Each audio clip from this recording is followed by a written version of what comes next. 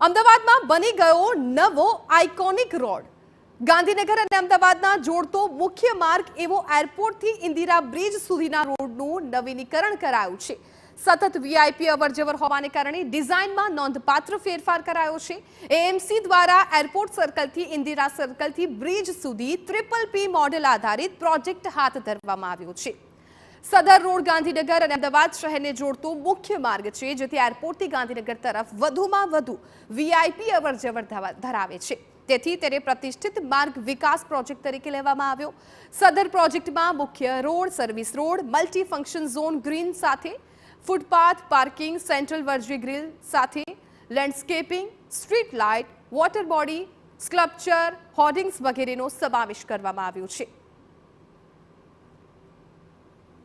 આ રોડ એક iconic project તરીકે વિકસાવવામાં આવ્યો છે। લગભગ 35 થી 40 કરોડના ખર્ચે જે ભૂતકાળમાં 40 મીટરનો હયાત રોડ હતો એ હાલમાં 60 મીટરના હયાત રોડ તરીકે સુંદર આકર્ષક રીતે વિકસાવવામાં આવ્યો છે, જેમાં 7 મીટરનો સર્વિસ રોડ તદુપરાંત 2.5 મીટરની ફૂટપાથ રાખવામાં આવી છે। પરિણામે આ વિસ્તારમાંથી જે પસાર થતા હશે એક વીવીઆઈપી માર્ગ છે અને આ વિસ્તારની સુંદરતામાં વધારો થશે।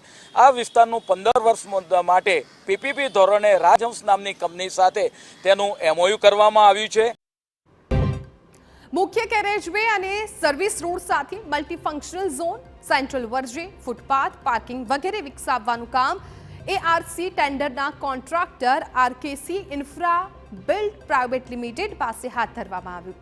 Bill, board, vertical post hoardings, bus stand, kiosk, સર્કલની જાહેરાત માટે અલગ અલગ સ્ટ્રક્ચરલ બનાવવામાં આવશે, જેનો સમગ્ર ખર્ચ સદર સંસ્થા દ્વારા ભોગવવામાં આવશે। અમદાવાદની ઓળખ બનવા જઈ રહ્યો છે અમદાવાદ એરપોર્ટ સર્કલથી ઇન્દિરા બ્રિજ સુધીનો માર્ગ।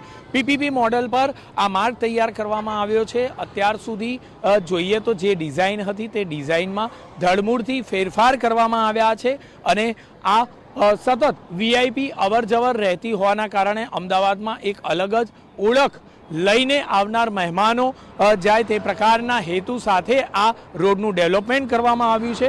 આ રોડ પર જોઈએ તો સુશોભિત lighting, central Vraj grill, sculpture અલગ અલગ પ્રકારના સાથે જ જોઈએ તો મનોરંજનની પ્રવૃત્તિ માટેનો પણ વિસ્તાર અલગ અલાયદો રાખવામાં આવ્યો છે। આ ઉપરાંત kiosk, bus stand, bollard, cattle trap, gantry અને વરસાદી પાણીના નિકાલ માટેની પણ એક અલાયદી વ્યવસ્થા રાખવામાં આવી છે।